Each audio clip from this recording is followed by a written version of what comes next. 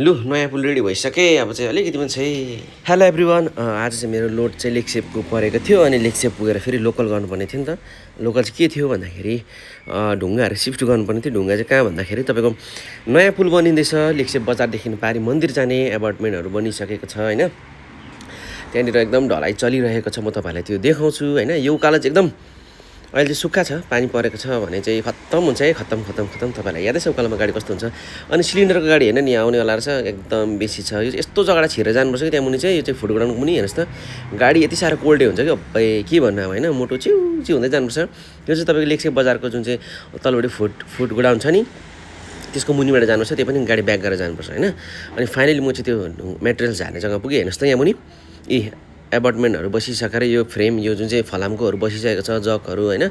यो पुरानो पुल थियो, नयाँ एउटा मात्रै छ त्यो चाहिँ, अनि त्यहाँदेखि नयाँ बनिँदैछ। Thanks for watching, bye by.